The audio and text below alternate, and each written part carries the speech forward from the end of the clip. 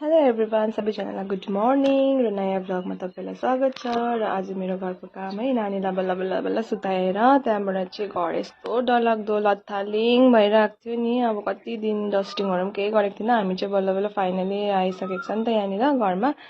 अन्त 1 महिना बाद घर छोड्दा त अब त्यही हो, घरको हालतहरू कस्तो भइरहेको थियो है। यहाँ चाहिँ मैले अन्त अब मेरो फर्स्ट मर्निङमा मलाई स्पेसल टी त चाहिन्छ है।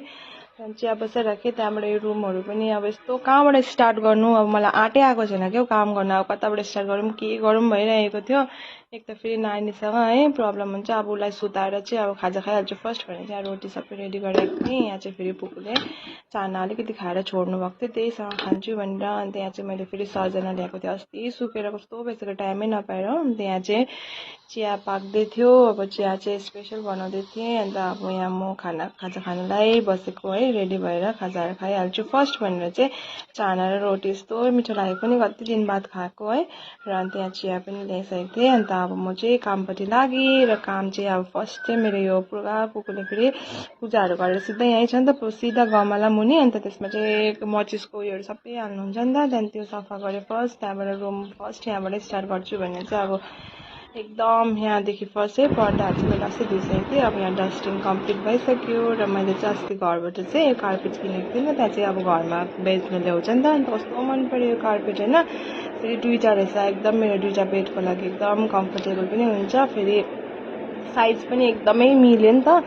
सो मैले यो लिएर आएँ होइन घरबाट। अन्त 2टा मजाले लिएर आएँ। त्यहाँदेखि अब यो चाहिँ म मजाले यहाँनिर एकदम ओछ्याउनु पऱ्यो भनेर एकदम हेर्दै फेरि मैले यस्तो देखेँ, ला डिफ्रेन्ट छ क्या भनेर म त एकछिन त गरेँ, भरे त होइन रहेछ, सेम रहेछ। अन्त 2टा चाहिँ मजाले ओछ्याएँ, चप्पै परेर ओछ्याएँ। अन्त त्यसले गर्दा चाहिँ अलिकति रुम पनि अलिक एट्र्याक्टिभ उज्यालो देखियो है।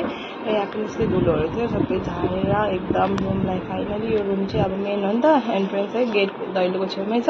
यो चाहिँ सनक्कै पार्छु भन्ने। त्यहाँदेखि गरम पनि यस्तो गरम थियो छ नि, अब गरम स्टार्ट भयो होइन। त्यहाँदेखि गरमले गर्दा मलाई एउटा काम फेरि नानीको यहाँबाट फेरि यो चाहिँ ठुलो कार्पेट हो, यो चाहिँ ओछ्याउनुको लागि जग्गै छैन।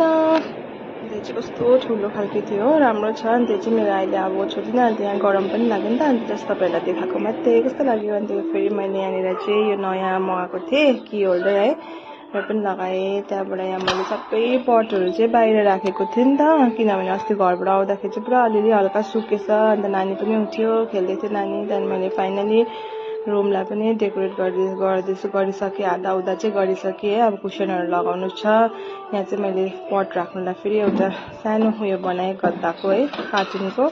सो अब कुसनहरू पनि राखेँ। र मेरो फाइनल लुक्स यस्तो भयो। तपाईँहरूले मन्दिर देखिसक्नु भएको छ।